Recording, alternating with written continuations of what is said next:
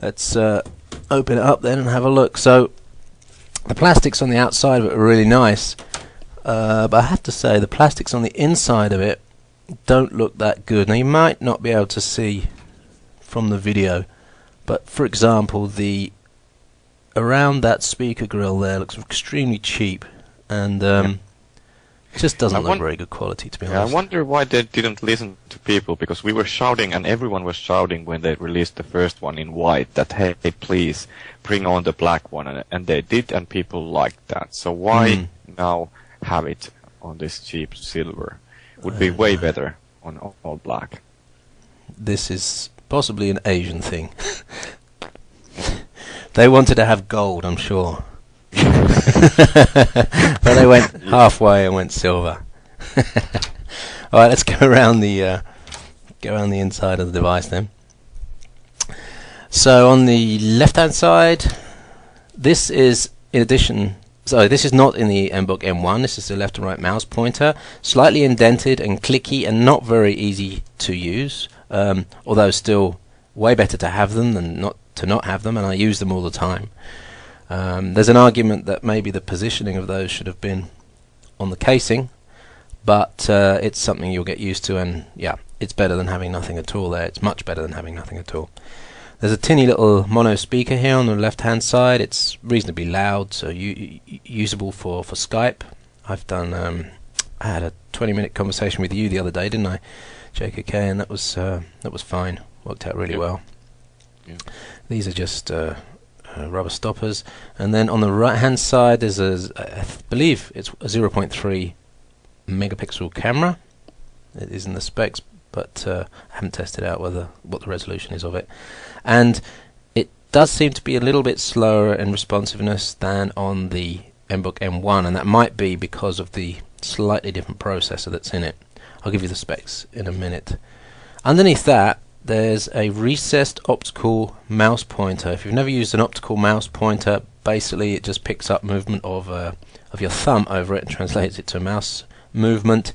This is the first time I've used a recessed one, and it does feel a little bit less comfortable, uncomfortable. It feels like you are like I don't know, hard to describe, but it's not that. UMID say it's to prevent accidental usage of the mouse, but to be honest, I don't think there's much chance for that. And if it was flat, it would be a much nicer, more comfortable experience. I don't think there would be any disadvantages in leaving it raised up.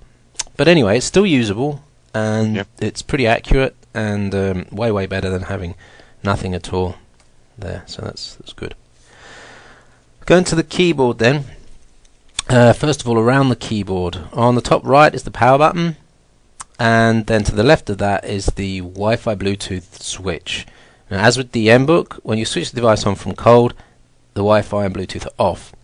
So you press this button and then you select either Wi-Fi or Bluetooth on this one, and it's not a single radio on-off for both. It's separate radios for both Bluetooth and Wi-Fi.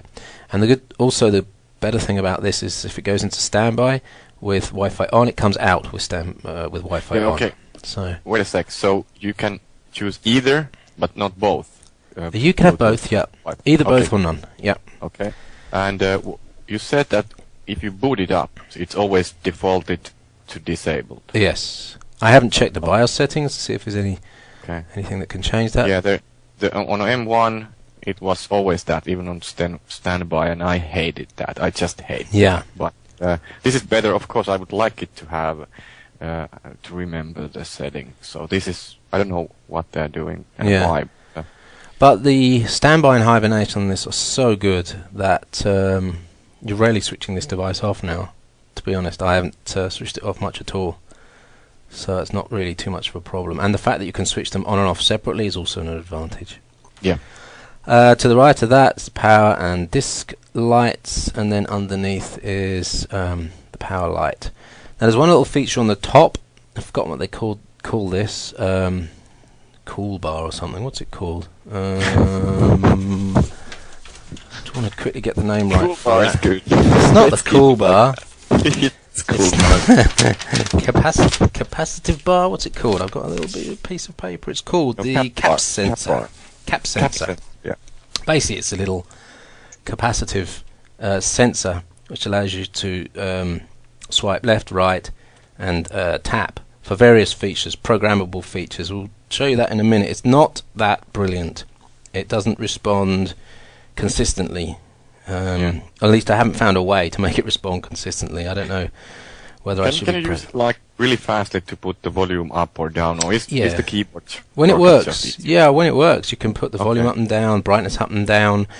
You can even switch it so that the left part opens an application of your choice and the right part opens an application of your choice. All sorts of functions. I'll show you those in a bit though. But a lot of the brightness and volume settings and all that are on the keyboard. So it's whatever you get used to. I haven't got used to the cool bar yet, but cat bar yet, but maybe some people will. Now the keyboard itself is scissor action, so same sort of mechanics as a standard keyboard.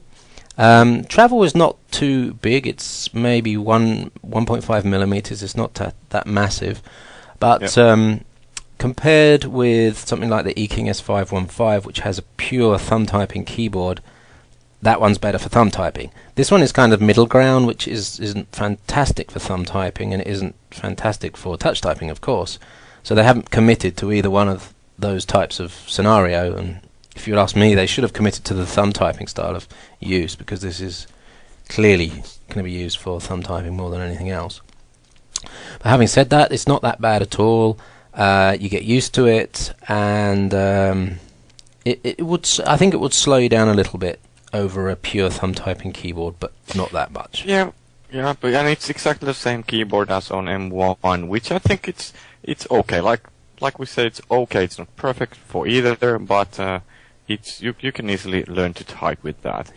Only problem for me has been the weird placement of some keys, but other than that, the actual mechanical stuff is pretty okay. To talk about the placement, then, the only thing that I really find annoying is that there's no right shift key. Of course, when you're on a thumbing board, you need shift key both left and right. Because you need to I've actually reprogrammed the InsDel key as a right shift. Right. So. Yeah. That would solve the problem. Yeah. Apart from that, all the function keys are there, including F11, F12, so you can get to full screen on Firefox. Brightness, volume, standby, camera on and off, DMB on and off, a quick shortcut to get battery life. There's a home key which starts up Internet Explorer only, so basically useless. And there's a shortcut on the spacebar for a voice record function, if you wanted to use this as a little dictation machine. And that's about it going around the device. So let's switch it on, but before we do that, we'll take a little timestamp. It's now 21:50, and I'm going to switch that on, and you can time it to see how it. So that was 5 seconds, and this is booting from cold now. Let's see if I can get that a little bit nicer on the screen there. So, specs while I wait for it to boot. This is Windows XP Home with 512 megabytes of RAM. This one's got 32 gigs of SSD, but the one you'll find at Dynamism is 16 gig SSD version. Running on the Intel Menlo platform, so that's a Silverthorne processor, the Z515 at 1.2 gigahertz. Which is the one that does have the hyper-threading, so that's quite good. And that boot speed was around 40 seconds there, so that's not too bad. And that's